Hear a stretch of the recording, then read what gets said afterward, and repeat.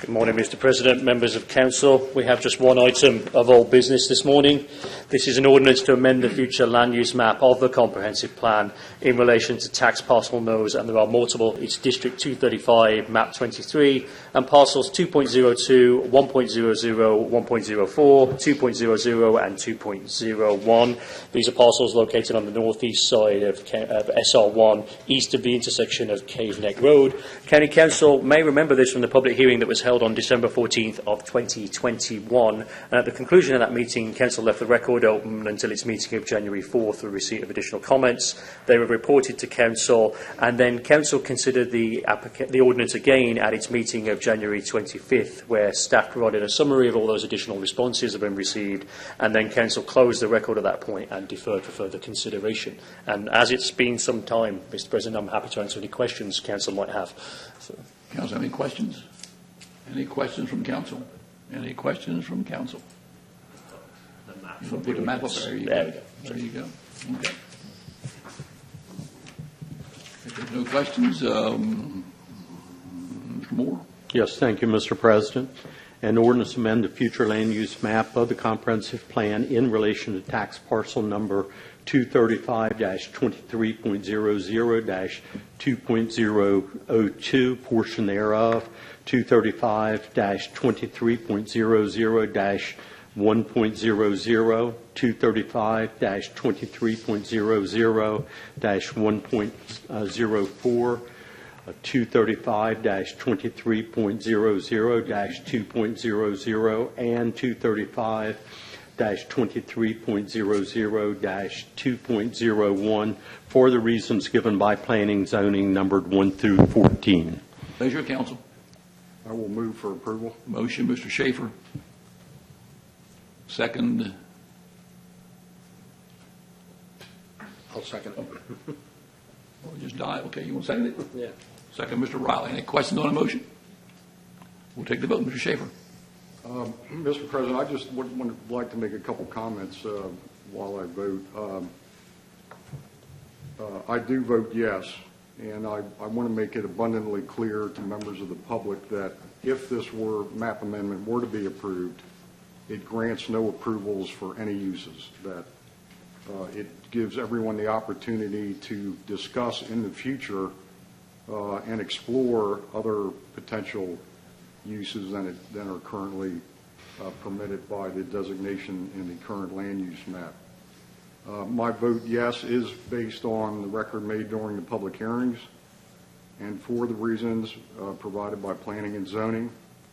In particular, I'd like to emphasize and ask everybody to give consideration that the issue of changing the designation in the last two comp plans from a coastal area to a low-density area was never raised at the public hearings before the Planning and Zoning Commission or the County Council, nor was it raised at any of the numerous public meetings held to discuss the comprehensive plan possible amendments.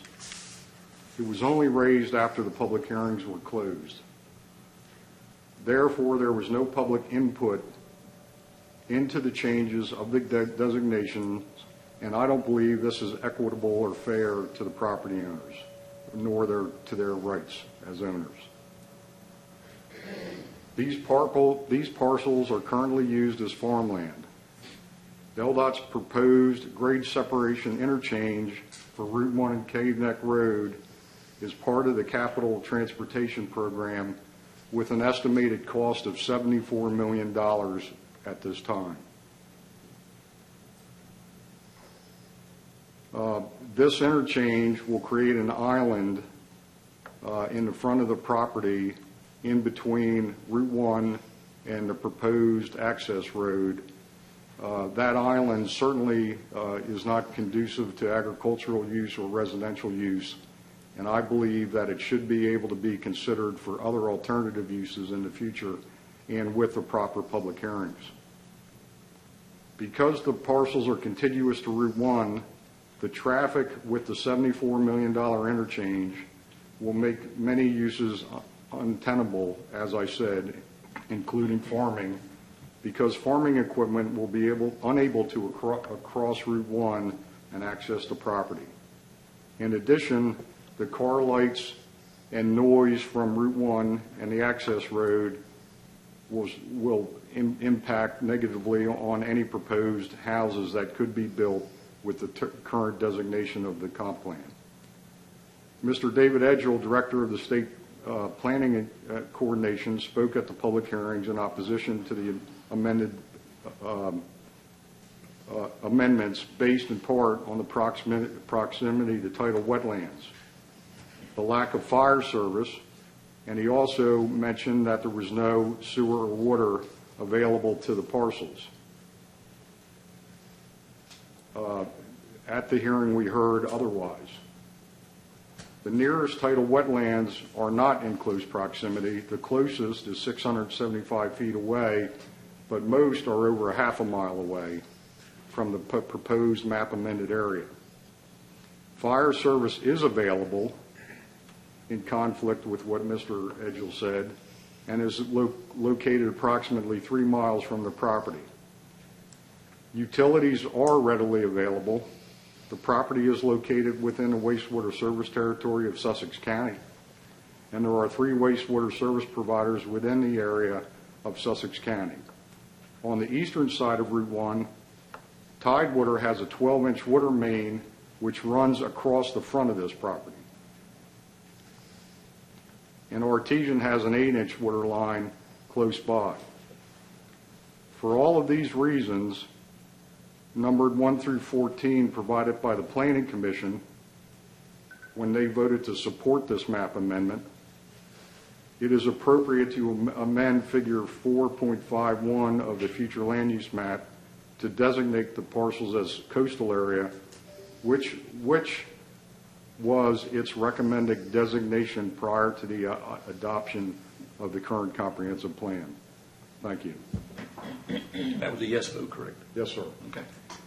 I'm going to go next in the voting process because I'm the only one who was here when this was done. So I will give you my input from that perspective.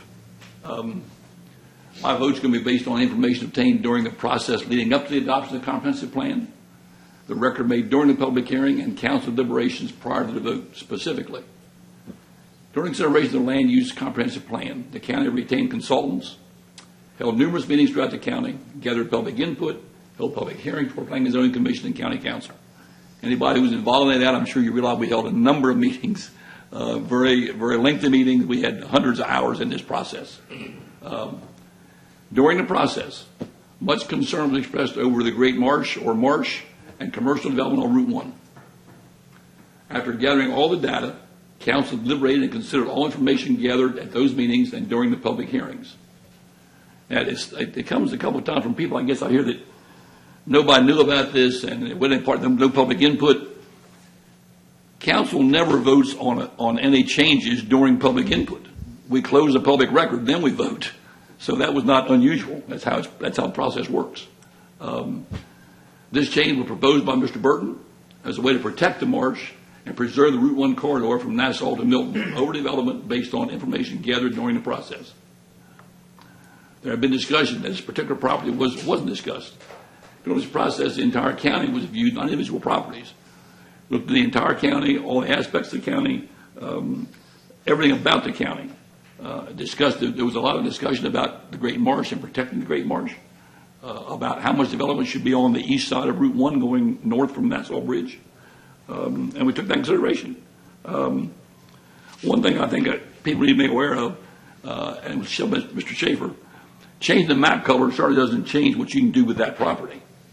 But that doesn't change the zoning. But when you mark something coastal, which is developing area, you're certainly saying we expect you to develop this. That's what you're saying. So those reasons, all the effort went did before the fact, everything I've heard, I do not feel it's appropriate to amend figure 4.5-1 of the future land use map to designate parts of this coastal area, and therefore my vote's a no. Mrs. Green. So based on the recommendation from Planning and Zoning and testimony from Councilman Mark Schaeffer, I vote yes. Thank you. Mr. Hudson. Previous council had several public hearings with a lot of detailed thought and discussion. And And after those meetings, a vote was taken after the public hearing was closed, and I believe that they made a logical and orderly decision, and my vote is no. Mr.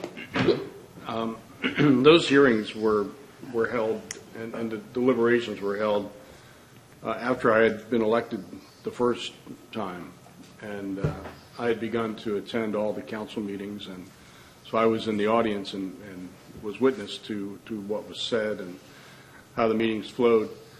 And I believe that the decision that they made, that they arrived at, was orderly and proper and compelling. And in light of comments we had earlier today about preservation of the Route 1 corridor, I don't think it's appropriate to change the map as it is currently. So this was not a technical error such as we had in Delmar a few months back. This was an intentional change, and so my vote is also no. Thank you. Motion defeated. Thank you, sir. Thank you.